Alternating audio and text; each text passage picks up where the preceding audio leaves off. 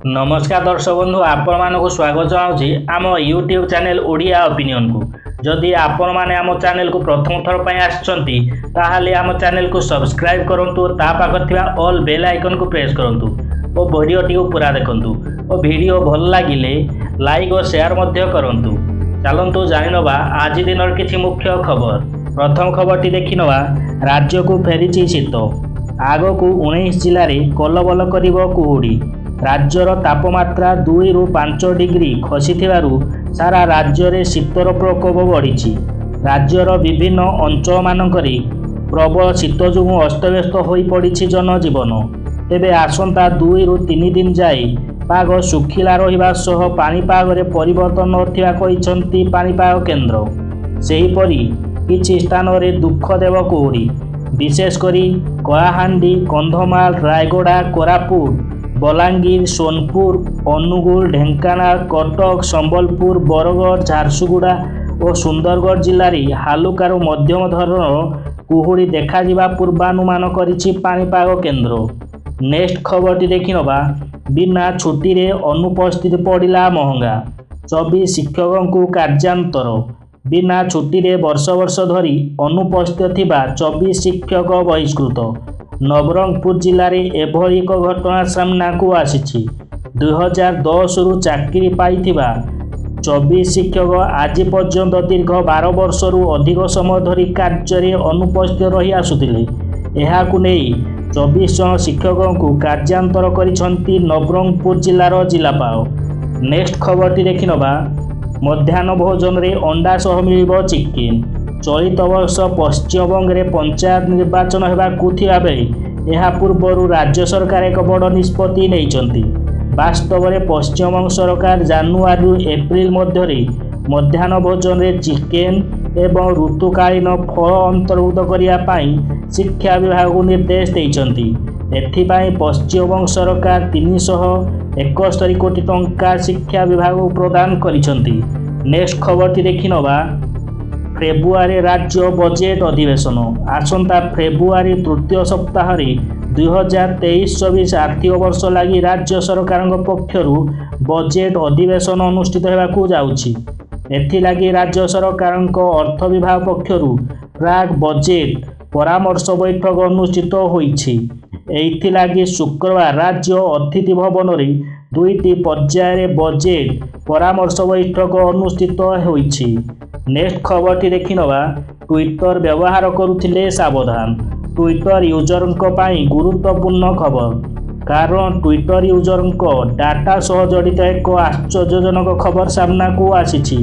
एक security research institution द्वारा प्रकाशित तथ्य अनुसार हैकर्स 200 मिलियन रु अधिक ट्विटर यूजर ईमेल एड्रेस चोरी करी यहाकू एक ऑनलाइन हैकिंग फोरम रे पोस्ट कर देइचंती। एही खबर जानिया परे अनेक ट्विटर यूजर चिंतारे पड़ी जाइचंती। हेले ट्विटर पक्षरु यहाकू नै कोनोसी टिप्पणी दिया जाई नाही। ट्विटर द्वारा बारंबार एही प्रकार खबर सामना को आसुथिबारु ट्विटर यूजर चिंता बढ़ाइछि। नेक्स्ट खबर द्वादश श्रेणी छात्र छात्री 2022-23 कनिष्ठ मेधावृत्ति ऑनलाइन आवेदन अवधि को वृद्धि करा जाइछि। आसंता 31 तारीख पर्यंत यहाकू घुंचा जाइछि। एने उच्च माध्यमिक शिक्षा निर्देशालय पक्षर युग्म निर्देशक डॉक्टर सनातन पंडा समस्त उच्च माध्यमिक विद्यालय अध्यक्षों को चिठी लिखि जणाइछंती। चिठी रे उल्लेख करा जाइछि जे स्टेट स्कॉलरशिप पोर्टाल जरिया कनिष्ठ मेधा छात्रवृत्ति पाई आवेदनर शेष तारीख को बढ़ाई दिया जाइछि। आशायी छात्र छात्री माने यहाकू वेबसाइट रे जाई आवेदन करि परिबे। नेक्स्ट खबरटी देखिनबा सड़क दुर्घटना रे गुरुतर आहत होइतिबा भारतीय क्रिकेटर ऋषभ पंत को मुंबई एयरलिफ्ट करा जाइतिबा बेले एबे कोकिलाबेन हॉस्पिटल रे चिकित्सारत अछंती। ऋषभ को स्वास्थ्य अवस्था एवं स्थिर रही। तेबे दुर्घटना पर ऋषभ पंत केते दिन पर्यंत खेल पड़ियारू दूरे रहिबे ताहा एपर्यंत स्पष्ट होई नाही। एपरिकी ऋषभ पंत पड़िया को फेरिबाकू वर्षे रु अधिक समय लागि पारे बोली चर्चा हेउछि।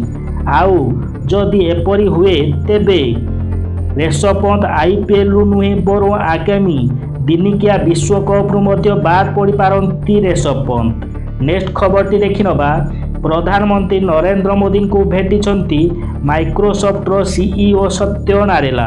भारत में एवं प्रजुक्ति विद्यार व्यवहार जेभली व्यापक मात्रा हेउछि ताहा पूर्वरु केबे देखि नथिली बोली से कहिसंती। हैदराबाद रे जन्मित सत्य नाडेला एक साक्षात्कार रे यह कहिसंती जे भारत रे जीडीपी तुलन में प्रजुक्ति विद्यार व्यवहार प्रतिशत बढ़िबारे लागिछि। नेक्स्ट खबरटी देखिनबा चीन एवं अमेरिका सहित समग्र विश्व में कोरोना मामला पुणी द्रुत गति वृद्धि पाई। भारत में मध्य कोरोना मामला दिनकू दिन बढ़िबारे लागिछि। स्वास्थ्य मंत्रालय तथ्य अनुसार गत 24 घंटा मध्य भारत में 228 नुआ कोरोना संक्रमण चिन्हट होइछि। यह सहित देश में वर्तमान सक्रिय मामला संख्या 2503 को वृद्धि पाई। नेक्स्ट खबरटी देखिनबा पाकिस्तान वैदेशिक मंत्री ख्वाजा आसिम को एक अजब बयान एवं सोशल मीडिया रे भाइराल हेबारे लागिछि। से कहिसंती जो माने बाजार राति 8टारे बंद कर देउछंती सेमाने कम संतान प्रसव देउछंती। मंत्री को एही ओलटा सीधा बयान को नहीं सोशल मीडिया रे तांको ट्रोल मध्य करा जाउछि। जदि आपण मानक वीडियो भल लगी ताहे ताहले प्लीज चैनल टी को सब्सक्राइब कर दियंतु। धन्यवाद।